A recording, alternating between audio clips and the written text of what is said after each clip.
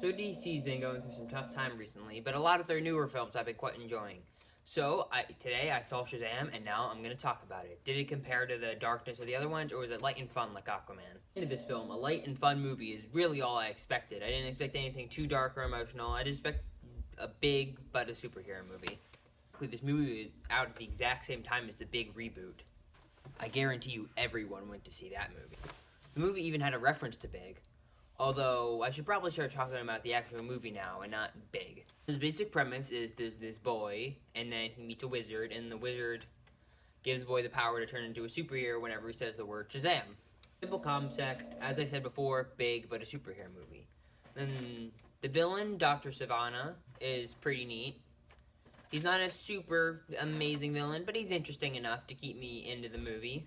He's my favorite villain of all the superhero movies I've recently reviewed. Billy Batson, the main character, is played expertly by his young child actor. So Zachary Levi, as the star of this movie, did a really good job as basically Tom Hanks, but a superhero.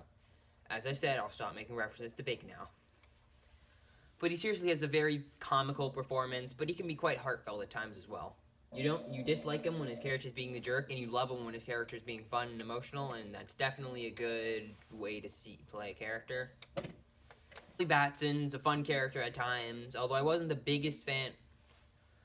Billy Batson's a fun character in the story, kind of a great, relatable teen character at times. And I really did like the storyline of him trying to find his mom. His performance and Zachary Levi's performance weren't perfectly synced up, but it was still a great performance between the two of them. They just weren't as synced up as I'd like them to be, as Shazam is more lighthearted than Billy is. The character Freddy is a great side character, and he's really fun as the foster brother, best friend, superhero-obsessed loner. Probably my favorite character in this movie, and he just has so many funny lines. Like the others, he can be emotional at times, but then when he tries to do something emotional, you really feel it more than everyone else.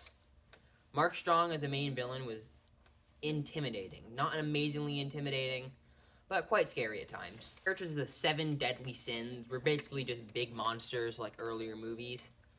But I will say they were good enough for the plot of the story, although I would say they're on the levels of Doomsday or Abomination when it comes to comic book villains, as they're not super entertaining, just there for big slugfests.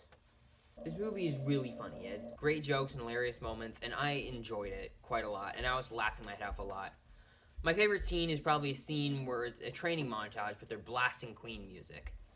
The movie can be emotional at times, and it can be dark at times. That does bring me one of my biggest complaints about the movie, and how it doesn't do a good job at balancing the comedy, the emotion, and the darkness.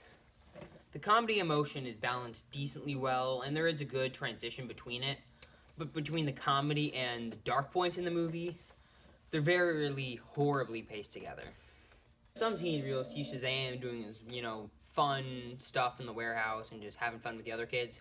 And then you have scenes of the villain brutally murdering people, throwing them out windows, people getting their heads bitten off. It's just dark, and then it cuts right back to the comedy.